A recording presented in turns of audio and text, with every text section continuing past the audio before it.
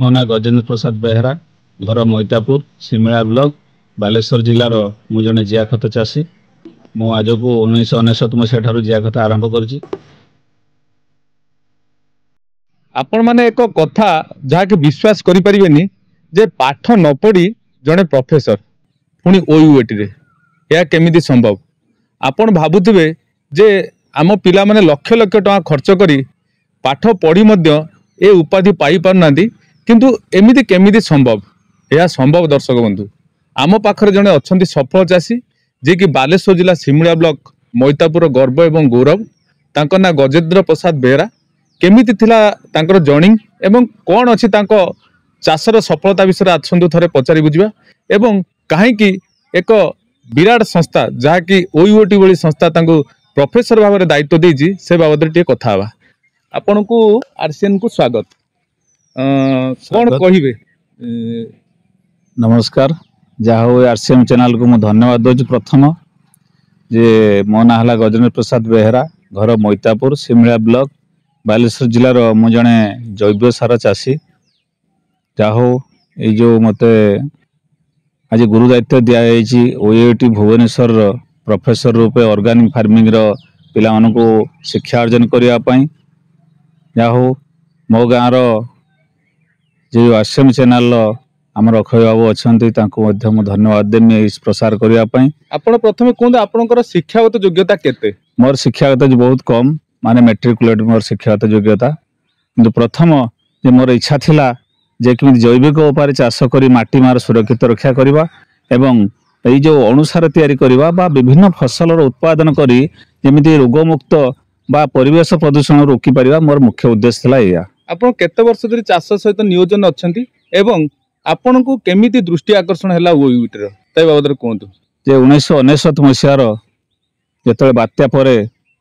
जे कि मु जिया खत आरंभ कली आम रानी तालुस्तर कृषि गवेषणा केन्द्र थाए जहा हो सेठी वैज्ञानिक मानकर साहाय्य नहीं मुझे जे जो जिया खत बा अनुसार तैयारी करवा शिक्षा अर्जन कली कलापर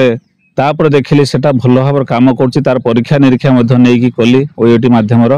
जे परीक्षा कलापर बाहला तार बहुत गुण आम जो खाद्यर 16 ରୁ 18 प्रकार खाद्य दरकार होची आमे केवल दउछु एनपीके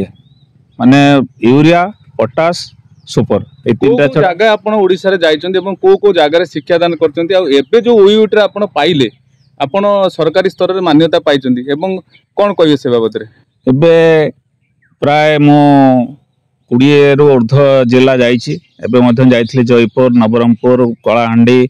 बा हमर मालकानगिरी मयूरभंज ए सब जिला मानकर गत 2 मास पूर्व मु जाइथिले सेठार मध्य प्रशिक्षण देके आसी तांगा जिला परिषद ऑफिस बा विभिन्न केबीके माध्यम बा जोटी आमर भी मध्य आरआरटीटीएस जोटी रिसर्च सेंटर अच्छी से माध्यम मुझे तालीम देवाक आसी किंतु मुख्य कथा आमर जो रानीताल जो रिसर्च सेंटर अच्छी से रिसर्च सेंटर में विभिन्न सबु समय जाकि सार मान सार बसी जे एटा कौन केमिति काम करिवो एटा केमिति काम करिवो एटा लिंब पीड़ियार कौन अच्छी सोरस पीड़ियार कौन अच्छी बा अन्य जैव सार विभिन्न पत्र रे सब शिक्षा अर्जन करी जहाँ को मुझे आज 19 मसीहा ठारू आज को 26 वर्ष पर हम मुझे निजे निजे शिखुची शिखला पर सार मत सहयोग कर सफल पाई से ओयूएटी जे गोटे बाहर बायोडाटा मागिले जे आमको गोटे बायोडाटा दिंतु जो विजय सार अच्छा भुवनेश्वर जहा हो जे मुझे धन्यवाद देमी से बायोडाटा देखिकी कि आमर 8टी पिला नियुक्ति देइचंती 8टी पिला 5टी पिला है भुवनेश्वर आ गोटे जगतसिंहपुर आ गोटे आमर पिपिल केते दरमा बर्तन आपण पाई दरमा आमर 4 दिन प्रशिक्षण दमु ओयूएटी पिला मानको सेतिरे 10,000 टका दरमा रखचंती एबे घर रहिया पई गेस्ट हाउस मध्ये देइचंती सब प्रकार सुविधा गाड़ी टीएडी व्यवस्था करचंती। एते एजुकेशन हाई क्वालिफाइड पिलांको सब पाठ पढिबे आपन लागिवनी जे मु ए पिलांको गण रे निजो खाप खई पारि बुली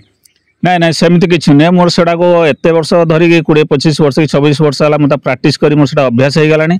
जे जहाँ जहाँ बईर अच्छी बईर भी सबकि शिक्षा दरकार ना अन्य प्राक्ट कर जोड़ा जानिले जे कौन कौन सब अच्छे गाई मूत्र गाई गोबर एट सब परीक्षा निरीक्षा कर सारापर बर्तमान पिला पाठ पढ़ा में किसी असुविधा हम ना यही गत वर्ष यही आम भद्रक जिलार 50टा हाईस्कल मुझे पढ़े आसी जो ऑर्गेनिक फार्मिंग सबुथ बेस्ट न्यूज आसी जहा हो ସେଥିରେ ମଧ୍ୟ ମୁଁ ଜାଣିଲି ଯେ ମୋର ପାଠପଢ଼ାଟା ସାର୍ଥକ ବୋଲି। ଆପଣ କେମିତି ଲୋକଲୋଚନକୁ ଆସିଲେ, ବିଶେଷ କରି ସରକାରଙ୍କ ନଜରକୁ କେମିତି ଆସିଲେ ସେ ବାବଦରେ କହିବେ? ସରକାରଙ୍କ ନଜରକୁ ଆସିଲା ଯେ ଆମର ଆଜି ଯେଉଁ ଦେଖୁଛନ୍ତି RCM ଚ୍ୟାନେଲ বা বিভিন্ন ଚ୍ୟାନେଲ ମାଧ୍ୟମର ବା ପେପର ମାଧ୍ୟମର ଏଇସବୁ ମାଧ୍ୟମରେ ଯେତେବେଳେ ଆସିଲା ପରେ ବିଭିନ୍ନ ଜାଗା ପ୍ରଶିକ୍ଷଣ ଦେଲା ପରେ ଯେ ସେଥିପାଇଁ ସରକାରଙ୍କ ଯେକି ଗୋଚର ହେଲା, ସରକାର ମୋତେ ନିଯୁକ୍ତି ଦେଇଛନ୍ତି ଜୈବିକ ସାର ବିଷୟରେ ପ୍ରସାର କରିବା ପାଇଁ ଏବଂ OETରେ ଶିକ୍ଷା ଅର୍ଜନ କରିବା ପାଇଁ। କେତେ ଖୁସି ଲାଗୁଛି ଆପଣଙ୍କୁ? ଖୁସି ତ ବହୁତ ଲାଗୁଛି, କାହିଁକିନା ଯେହେତୁ ପ୍ରଫେସର ପୋଷ୍ଟ ଦେଇଛନ୍ତି, ଯେଉଁ ସାରଙ୍କମାନଙ୍କଠାରୁ ମୁଁ ପାଠ ପଢ଼ିଛି ସାର୍ ମୋତେ ମାନେ ତା ଚାହିଁ ଉଚ୍ଚସ୍ତରୀୟ ଆଜି ଦେଇଛନ୍ତି ପଦବୀ।